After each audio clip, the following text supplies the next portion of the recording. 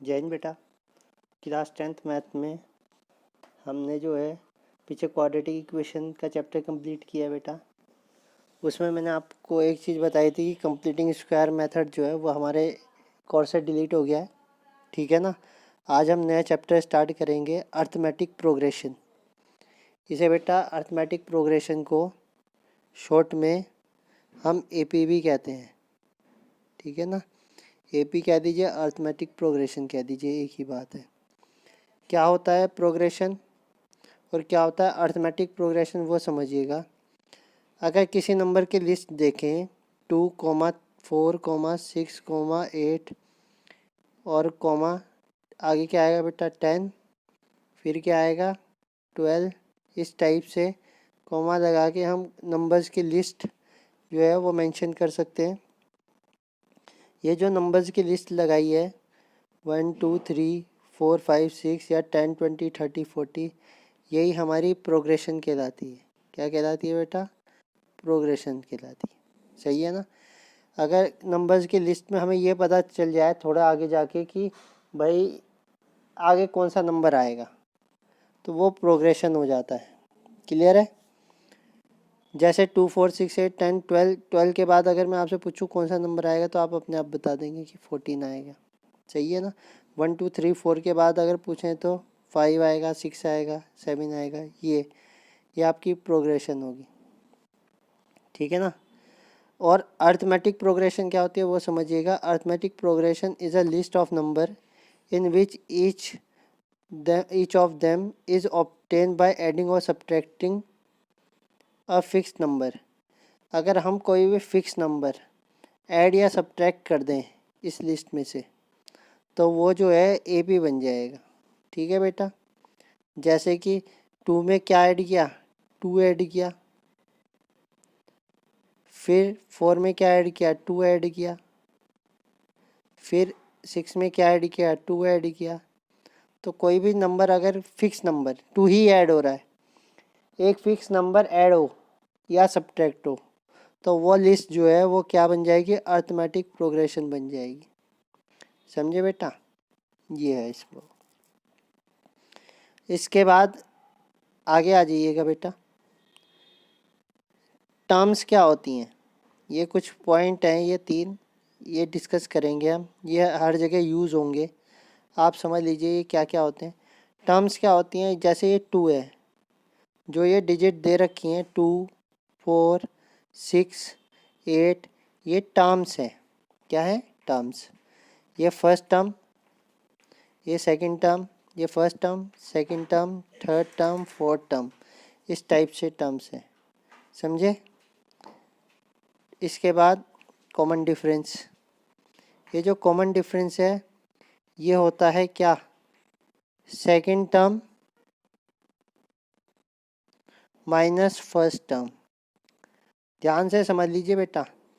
Number कोई भी बड़ा हो कोई भी छोटा हो, उससे हमें कोई लेना देना नहीं है, चाहे पहले वाला बड़ा हो चाहे दूसरा वाला। कॉमन डिफरेंस जो है वो हमेशा हमने पहले सेकंड टर्म और फिर माइनस फर्स्ट टर्म ये करना है।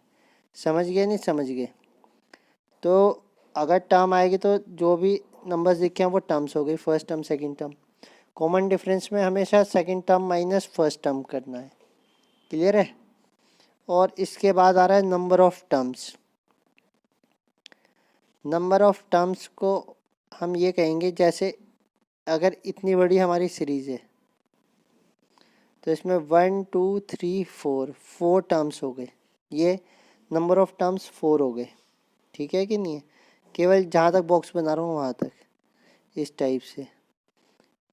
अगर यहाँ पे आपसे पूछूँ जहाँ तक बॉक्स बना रहा हूँ वहाँ तक 1 2 3 4 5 नंबर ऑफ टर्म्स कितने हो गए, 5 हो गए।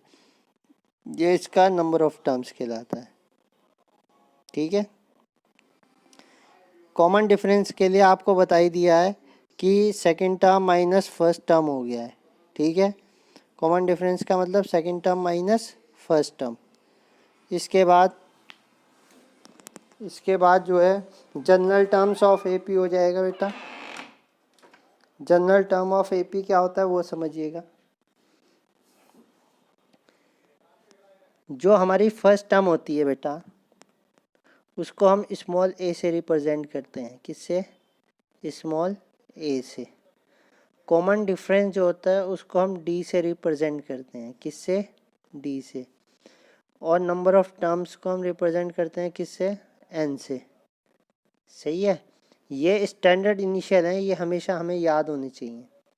तो जब भी हमें कॉमन डिफरेंस निकालना हो तो सेकंड टर्म यानी a2 माइनस a1 करेंगे। क्या करेंगे? a2 minus a1। इस फॉर्मूले से हम कॉमन डिफरेंस निकाल सकते हैं।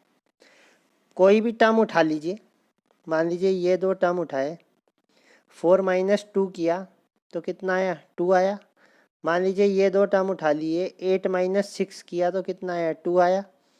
मान लीजिए ये दो टर्म उठा लिए तो 6 माइनस 4 किया तो क्या हो गया? 2 आया। तो कोई से भी टर्म ले सकते हो, उससे कोई वो नहीं है। इससे हम कॉमन डिफरेंस फाइंड कर सकते हैं। ठीक है बेटा। अब आ जाइए जनरल टर्म। जनरल टर्म में फर्स्ट टर्म ए होती है। क्या होती है? ए। सेकंड टर्म ए प्लस डी होता है। प्लस भी कर सकते हैं और माइनस भी करते हैं। आप प्लस के लिए देखिए, फर्स्ट टर्म ए, सेकंड टर्म ए प्लस डी, थर्ड टर्म ए प्लस 2d, फोर्थ टर्म ए प्लस 3d, फिफ्थ टर्म ए प्लस 4d, सिक्स्थ टर्म ए प्लस 5d। देखो बेटा, ए तो ए ही आ रहा है और डी के साथ नंबर चल रहे हैं 1 2 3 4 5 6। फर्स्ट टर्म में खाली ए है। जब टर्म 2 है सेकंड तो डी 1 है। जब टर्म 3 है तो डी 2 है। 2 से मल्टीप्लाई हो रहा है यानी। जब टर्म 4 है तो डी की मल्टीप्लाई 3 से, एक कम से हो रही है। ठीक है ना।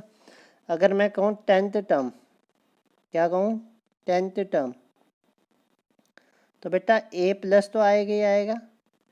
10 से एक कम यानी कि 9d हो जाएगा। 10th टर्म लिखनी हो तो ये हो जाएगी। समझ गए? 15th टर्म अगर लिखनी है तो ए प्लस 15 में एक कम यानी 14d हो जाएगा। सही है। इसके बाद अगर 95 टर्म लिखनी है, 95 टर्म लिखनी है तो ए प्लस 94d ये हो जाएगा। कोई सी भी टर्म आप लिख सकते हैं। समझ गए होंगे आप लोग। ये जनरल टर्म हो गई है। ऐसे करके हमें जनरल टर्म बनानी है, जैसे बताइए।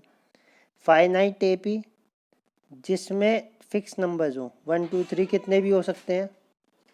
ठीक है ना। तो ये फाइनाइट हो जाएंगे। इनफाइनाइट एपी जिसमें डैश डैश हो जाएगा और लास्ट नंबर हमें नहीं पता होगा तो वो इनफाइनाइट नंबर। ठीक है ना। तो फाइनाइट और इनफाइनाइट ही हो जाएंगे आपके। इसके बाद नेक्स्ट आ जाइए बेटा। क्वेश्चन क्या है वो देखिएगा। एक दो क्वेश्चन आपको करा रहा हूँ मैं। Right first 4 terms of AP. 4 terms लिखने हैं एपी के, जबकि ए 10 है और डी कितना है? 10 है। फर्स्ट टर्म मैंने बताया था ए होता है तो कितना आ जाएगा? 10 ही आ जाएगा। सेकंड बताई थी ए प्लस डी होता है, ए प्लस डी, डी भी 10 है तो 20 हो जाएगा। थर्ड टर्म बताई थी ए प्लस 2d, ए प्लस 2 इंटू डी, डी कितना है? 10, तो 10 टू जाए 20 और 10 30 हो जाएगा। फोर्थ टर्म है ए प्लस 3d, ए प्लस 3 इंटू डी, डी की जगह 10 तो 40 हो जाएगा। ये ऐसे यहाँ पे आ जाइए। ए -1 है, डी -12 है, तो फर्स्ट टर्म -1 हो जाएगी। सेकंड टर्म ए प्लस डी ये हो जाएगा -1 प्लस माइनस का ही हाफ, तो -1 हो जाएगा और प्लस माइनस माइनस का हाफ हो जाएगा, तो माइनस का 3/2 आ जाएगा। थर्ड टर्म के लिए ए प्लस 2d होता है, ए प्लस 2 इंटू डी, डी की जगह पे -12, तो 2 से 2 कट गया, -1 आ गया, तो -1 -2 और इसी टाइप से 4 टर्म भी आ जाए। ठीक है बेटा। तो इस टाइप से आप ये टर्म्स फाइंड कर सकते हैं और कितने भी टर्म्स फाइंड कर सकते हैं, कोई दिक्कत नहीं है। ठीक है। बाकी